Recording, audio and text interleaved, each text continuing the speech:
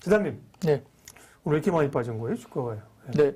어제도 뭐 일본이 좋지 않았습니다만 네. 오늘도 장중에 역시 일본은 이제 올림픽 관련된 이슈가 있지요. 네. 코로나 사태가 급격하게 안 좋아지면 올림픽 개최가 좀 힘들어질 수 있다는 전망이 나오면서 네. 결국 올림픽이 개최가 되지 않으면 경기 전망에 일부 좀 부정적인 이슈로 작용할 수 있습니다. 올림픽이 있어야 뭐 사람도 왔다 갔다 하고 TV 패널도 팔리고 광고도 하고 소비도 하고 그럼요. 그럴 텐데 네. 그 글로벌 이벤트가 하나 사라지면 경기 그렇죠. 회복에 타격이 있다. 예, 그러니까 경기 지표에 타격이 있을 거라는 전망이 실렸습니다. 그러면서 장중 일본 지수가 좀 밀리면서 국내 지수도 같이 밀렸고요. 기관 외국인들이 결국 이제 이러한 분위기에서 다소 이제 어제 종가 기준으로는 국내도 이제 최고치를 갔었죠. 네, 제가 방송을 하면서 아마 이번 2분기가 코스피 기준 최고치를 갈 거라고 계속 말씀을 드렸었는데요. 그러셨죠. 그건 예. 확실합니다. 그래서 그 부분 때문에 이제 일부 올라왔고 미국장 같은 경우도 사상 최고치에서 다소 좀 부담스러운 지수단에 대한 뭐 어제 저항이 좀 있었고요. 차익 실현이 일부 나왔었기 때문에 아마 일본 이슈가 이제 벌어지면서 오늘 같은 경우도 국내 같은 경우도 일부 차익 실현에 대한 빌미가 됐던 걸로 보는데요. 하루 종일 뭐 주가지수 선물이 빠졌었기 때문에 좋지 않았습니다만 시간을 좀 일부 앞두고 마지막 부분에서는 이제 주가지수 선물이 좀 올라오면서 아래 꼬리를 달고 좀 돌렸다는 점은 그렇군요. 다소 좀 안 돌아갈 수 있겠고 좀 전에 이제 말씀하셨듯이 이제 미국 주가지수 선물 지수가 지금 대부분 다 크게 빠지지 않고 거의 보합선에서 움직이고 있습니다. 뭐 러셀 2000 같은 중소형주 관련 지수 같은 경우는 지금 플러스권에서 이야기가 되고 있기 때문에 독일 지수도 지금 플러스권으로 선물이 지금 움직이고 있어서 다소 그 미국이나 유럽 같은 경우는 이제 흔들림이 크게 없는 입장입니다. 아시아만 지금 조금 이렇게 오늘 빠졌기 때문에 이러한 부분은 결국 이제 추세적인 하락세로 가는 것은 아니다. 이렇게 먼저 말씀을 드리겠습니다. 네. 그러게요. 뭐 어제는 빨간색으로 계좌가 좀 돌아섰다고 오늘은 다 파랭이로 가서 어제 팔 걸 그랬나? 그걸 알았으면 뭐 지금 강남에 빌딩 한 채 있죠. 네, 괜찮습니다. 안 파셔도 돼요. 네, 어제 최선의 선택을 한 거고 오늘은 빠진 거고, 그러니까 일일비 할 필요 없다니까요. 네. 내가 가지고 있는 기업이 좋은 기업인가를 계속 고민하시고 이 스토리가 어떻게 될까를 고민하시면 된다니까요. 예. 자, 그래서 크게 흔들릴 필요는 없다는 말씀이시고, 확진자가 계속 늘어나는 거는 어떻게 봐야 됩니까? 네. 혹은 관련주들도 코로나19 관련주 같은 경우, 시즌 같은 경우는 진짜야? 싶었는데 꽤 나름 올라갔고요. 그죠? 네, 그 다음 백신은 사실은 이게 환자가 늘던 줄던 간에 백신의 수요는 적어도 얼마 내년까지 계속 되는 거잖아요. 세무업체라든지 이런 쪽은 어떻게 보세요? 결국 CMO는 어느 기업이 될지는 모르겠습니다만 지금 이제 삼성 바이오로직스라든지 그다음에 녹십자, 그다음에 한미약품 이런 후보군들이 이제 해외 쪽에 CMO 관련된 주가 계약을 할 수도 있다. 그리고 일부 지금 해외 쪽에 이제 제약회사가 국내에 한국에 이제 자회사를 두고 이제 여러 가지 이슈들이 지금 놓고 있기 때문에 아마 최근 들어서 삼성 바이오로직스가 일간 단위로 봤을 때는 굉장히 연속적으로 계속적으로 올라왔거든요. 그리고 이제 그런 부분들이 이제 한미도 마찬가지고 반응들이 괜찮은 점은 결국은 CMO에 대한 추가 계약에 대한 이슈가 좀 있는 상황에서 긍정적이고요.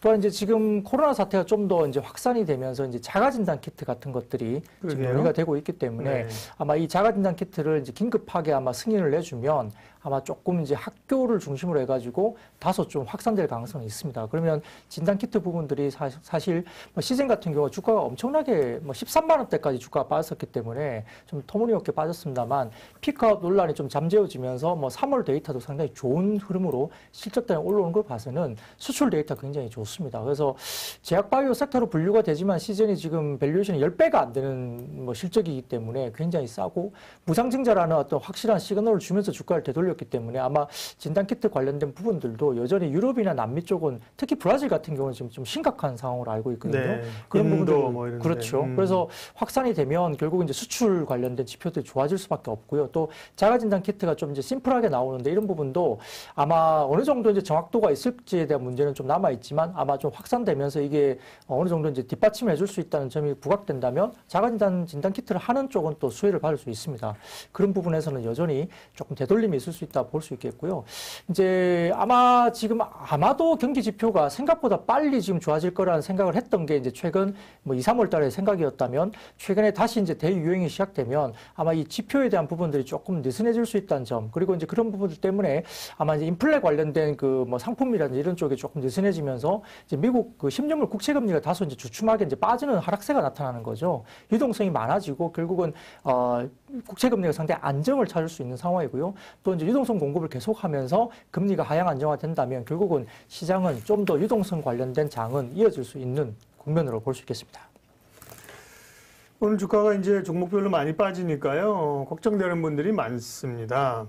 셀트리온 물어보시는 분들이 굉장히 많은데요. 셀트리온. 혹시 뭐 셀트리온 이제 백신, CMO 이런 것들도 사실은 삼성바이오 이런 쪽 주목을 받았는데 뭐 CMO 이런 것 때문에 셀트리온이 주목받지는 못했거든요. 네네. 오히려 조금 어제 많이 밀려서 뭐 좀 부정적 리포트가 나온 거 아닌가 그런 얘기도 했었는데요.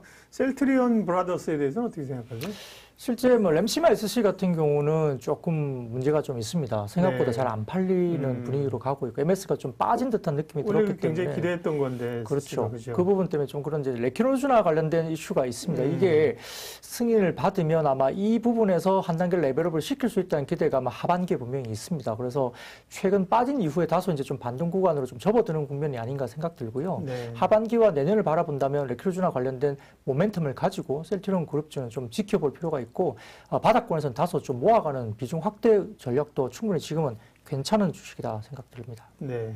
하이닉스는 왜 이렇게 많이 빠진 거예요? 이렇게 물어보셨는데, 뭐 하이닉스만 많이 빠졌는데, 사실 대형주들은 사실 네. 이게 약간 그러니까 하이닉스만 만약에 오늘 4% 빠졌고 나머지는 다 올랐다. 그럼 분명히 문제 있는 거죠. 근데 뭐 이게 기관 외국인은 주로 이제 덩어리를 프로그램으로 파는 게 많기 때문에 같이 뭐 대형주들이 아까 보여드렸잖아요. 이제 대형주들이 줄줄 같이 흘러내려온 거기 때문에 꼭 예를 들면 셀트리온만 문제가 있어서 빠졌다. 아니, 하이닉스만 문제가 있어서 빠졌다. 이렇게 볼 필요는 없지 않을까 생각을 하는데. 네, 전혀 그러실 필요는 네. 없고요. 반도체는 뭐 지난주에 제가 반도체 섹터를 이미 일주일 전에 먼저 이제 좀 뎁스 있게 말씀을 드렸기 때문에 큰 뭐 기조는 변함이 없습니다. 왜냐하면 반도체 빅사이클이 시작됐다는 것은 지난 4분기부터 시작이 된 겁니다. 지금 모바일 디램이 좋아졌는데 모바일 디램이 좋아진 것은 스마트폰이나 그다음에 뭐 태블릿 PC 같은 것들 그리고 이제 노트북 같은 경우가 수요가 폭발을 했는데요. 결국 빅사이클에서 이렇게 모바일 디램이 먼저 시작을 하는 이유는 관련된 이러한 그 상품들이 대부분 다 필수 소비재로 느끼기 때문입니다. 그래서 모바일 디램이 먼저 이제 1분기, 올해 1분기까지는 실적을 견인하고 있고요. 두 번째로 이제 2분기부터는 서버 디램이 아마 다시 견인을 할 것 같습니다. 모바일 디램 같은 경우는 뭐 한 10에서 15% 정도 가격이 오른다 보면 서버 디램은 20%대 초중반까지는 아마 2분기부터 가격대가 급등세를 나타낼 가능성이 큰데요. 1차적으로 지금 아마 하이퍼스케일러 같은 뭐 아마존, 페이스북 뭐 이런 회사들이 상당히 2016년도에 대규모 정비 그러니까 관련된 증설을 했고요. 서버 디램에 관련된 지금 교체 수요가 2021년 올해부터 본격화되기 때문에 이 부분이 나오고요. 인텔의 지금 새로운 그 제품이 나오면서 이런 부분들이 아이스브레이크라는 그 새로운 그 제품이 나오면서 그와 관련된 서버 디램 효과가 확실히 나타날 가능성이 높습니다. 근데 디램 가격이 이제 그 스마트폰 관련된 PC 관련된 이런 쪽에 디램이 상당히 좋다가 서버 디램이 2분기부터 좋아진다는 경향이 보이니까 반도체 업체들 같은 경우는 이제 디램을 이제 서버 디램으로 일본 모바일 디램을 서버 디램으로 다소 이제 좀 이렇게 라인을 변경할 가능성이 높은데요. 그러면 모바일 디램 같은 경우는 공급 물량이 줄어들기 때문에 결국은 가격이 상당히 높게 형성될 수 있어서 가격 상승을 결국 나타날 수밖에 없고요. 그다음 서버 디램 같은 경우는 지금 이렇게 아마존이나 페이스북 같은 회사들이 대규모로 엄청나게 이제 투자를 할 수밖에 없습니다. 이게 왜냐하면 매년마다 하는 것이 아니라 이제 한 4, 5년 정도만 한 번씩 하는 거기 때문에 대규모 투자이거든요. 그러다 보니까 이제 이게 중장기적으로 아마 이제 캐펙스 투자라는 생각을 갖고 있기 때문에 아마 일정 부분 스마트폰 관련된 이 모바일 디램보다는 서버 디램 쪽에 가격 상승에 대해서 상당히 좀 관대하게 반응을 합니다. 따라서 가격이 좀 올라가는 것에 대해서 상당히 좀 돈을 다 주고 산다 보시면 될 것 같아요. 네. 그래서 그런 부분들 때문에 서버 디램 가격의 상승폭이 2분기에 좀 크게 나타날 가능성이 있고요. 그러면 낸드 같은 경우는 지금 10% 정도의 뭐 추가적인 상승세를 나타내면서 특히 하이닉스 같은 경우는 2분기 이후부터는 낸드 부분이 다소 이제 적자폭이 줄어들면서 하반기부터 이제 인텔 관련된 인수 효과가 나타나겠죠. 그러면 내년에는 온기가 상당히 좋아지는 그림이라서 낸드 부분이 하이닉스가 올라온다. 나온다는 것은 상당히 고무적입니다. 그래서 이제 하이닉스가 좀 더 변동성이 큰 것은 그 여러 가지 반도체 관련된 가격에 대해서 굉장히 좀 더 이제 탄력적인 거죠. 왜냐하면 좋을 때는 더 많이 삼성전자보다 탄력적으로 올라가고 네. 또 빠질 때는 좀 더 많이 빠지는 모습이고요. 그래서 아마 좀 더 하이리스크 하이리턴을 본다면 삼성전자보다는 SK 하이닉스가 좀 더 탄력적으로 아래 위로 움직일 거고 삼성전자는 상대적으로 수익률이 상대적으로 좀 떨어지긴 하지만 이제 하방에 대한 안정성은 좀 더 있는 그런 국면을 보시면 될 것 같습니다. 네. 투자는 예술이다. 예민수의 주식 라이브쇼 함께하고 있습니다. 4월 21일 수요일이고요. 예, 우리 초보 사장님 정말 매의 눈이에요. 스튜디오에 파리 한 마리 돌아다니고까지 아쉬우고, 네. 잡아야 되는데. 그러게요. 파리가 아까 방송 전에 들어와서 우리가 이건 분명히 주식 투자라는 주식에 관심 있는 파리다. 우리 스튜디오에 들어와서 뭔가 종목을 좀 엿들으려는 네, 정보를 얻기 원하는 파리라고 제가 파리 왔다 갔다 한다. 네. 한국경제TV에서 예, 파리 관련된 얘기 옛날에 영상 그 엄청난 거 있었잖아요. 네. 세트가 무너지고 파리가 네. 제가 한 경 있었고 뭐 초창기 멤버니까 그게 그때 강기수 기자였는데요. 다들 그 사람 잘렸다면서요. 잘리지 않고 멀쩡하게 잘 다니고 있습니다. 지금 예, 간부입니다. 간부로 네. 자, 파리가 AI 파리라는 네, 설도 나오고 있고 네. 제가 한번 이따가 파리 오면 그냥 잡다가 한번 넘어지는 거 한번 이거 한번 해볼까요? 네. 네, 파리 신경 쓰지 마시고, 네, 파리의 연인도 아니고, 우리 주식에 오늘 뭐 주가가 49포인트 떨어졌는데, 여기 우리 신경 씁시다. 네. 예, 공매도 얘기를 걱정들, 오늘도 우리 팬들이, 공매도 얘기를 하시는데요. 공매도가 5월 3일날 재개거든요. 걱정을 하다가 요즘 이제 뉴스의 기조 자체는 뭐 그리 걱정할 거 없다는 건데, 종목별로 밀리니까, 뭐 셀트리온도 그렇고, 뭐, 공매도 영향 아닐까, 이런 얘기들 하시는데, 공매도는 어째 봐야 됩니까? 네. 네, 뭐 일단 공매도 이전에 이제 시장을 조금 더 짚어드리는 게 좋죠. 뭐 일반 지금 투자자 입장에서 상당히 네. 궁금해하실 것 같아요. 예, 예. 그래서 말씀드렸듯이 이제 연기금 위주의 대형주 위주의 매도세가 지속되고 있고 네, 아마 네. 베이시스, 그러니까 선물 움직임에 따라서 시장 베이시스 하락 압력이 되면서 이제 대형주 중심으로 좀 매물이 많이 나오는 모습들이 보이고 있는데 이게 언제 끝날 거냐?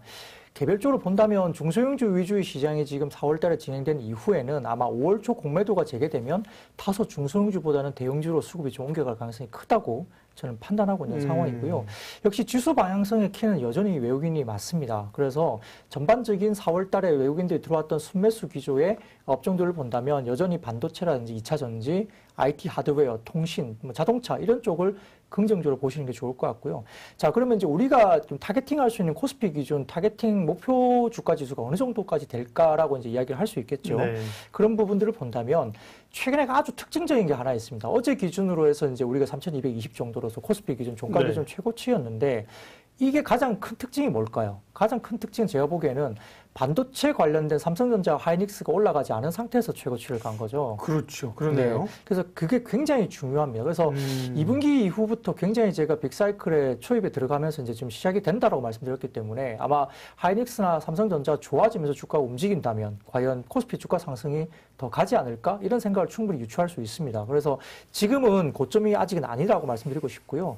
또한 이제 주식시장이 최근에 금리에 크게 연연하지 않는 부분이고 또 미국 10년물 국채금리가 1.5에서 1.7 정도 사이에서 상당히 좀 완만하게 1.5대로 내려왔죠. 그렇죠. 안정을 찾고 있습니다. 그래서 1.5 정도까지 내려왔는데 이게 3분기 정도까지는 아마 크게 오르기가 좀 쉽지 않을 것 같습니다. 왜냐하면 상품 원자재가 지금 약간 경기 지표에 대한 이슈 때문에 다소 좀 주춤한 상황에서 금리가 그렇게 마구 오르기는 좀 힘들거든요. 그래서 아마 올해 지금 3분기까지는 아마 1.5에서 1.7 정도 사이에서 좀 완만하게 이렇게 움직이다가 뭐 연말 이후에 증권 좋아지면 뭐 한 2%대까지 뭐 트라이하는 그런 모습을 볼 수 있는데 2, 3분기 내에 이제 완만한 어떤 금리가 좀 편안하게 간다면 결국은 유동성에 대한 어떤 시장에 그리고 어닝에 대한 부분들은 반영이 될 수밖에 없습니다. 그래서 지금 실적 추정치에 대한 부분들 저희가 계속 팔로우업을 하고 있는 상황인데 지금 올해 올 초에 이제 코스피 영업이익은 연초에 186억 정도까지 이야기가 됐습니다. 근데 지금 현재 200 200조 원까지 영업이익 추정치가 올라갔습니다. 186조에서 200조 원까지 영업이익 추정치가 올라갔고요.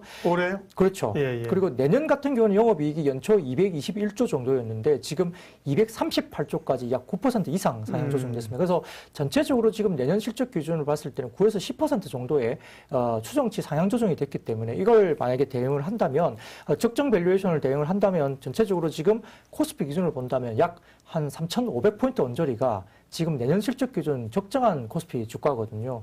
그게 이제 올해 반영이 먼저 될 수도 있다는 점이에요. 그래서 3천 얼마요? 3,500. 3,500. 예, 예. 그래서 밸류를 실적으로만 예, 과거에 잣대를 대봤을 때. 그렇죠. 예. 그래서 그렇게 지금 현재 3,200, 3,150 이 정도가 그렇게 아주 무리한 주가 수준은 아니라는 것이고요. 또 이제 지금 어닝 관련된 부분들이 우상향 그림이 좀 더 그려지고 있다는 점에서는 그게 무리가 아닙니다. 따라서 너무 이제 지금 오늘 하락에 대해서 겁내하지 마시고 또 지금 조정이 있다 하더라도 1차적인 지지 라인은 제가 보기에는 3,150 정도이고요. 두 번째 2차 조정은 60일 이동 평균선이 있었던 3,100에서 3,080 정도 수준입니다. 그러니까 빠져도 그렇게 급격하게 더 빠질 자리는 크게 없다는 거예요. 지금 전체적으로 지금 현재 오늘 주가 수준에서 한 70포인트 더 빠진다 해도 대형주 기준으로서는 1, 2% 정도가 아닐까? 뭐 그 정도 기준입니다. 그래서 만약에 정말 사고 싶었던 대형주가 있다면 또 이번에는 좀 살 수 있는 기회가 될 수 있는 국면이기 때문에 너무 겁내지 마시고 정말 좋은 주식을 좀 슬림화해서 살 수 있는 기회로 가도 크게 무리는 없다 생각이 듭니다.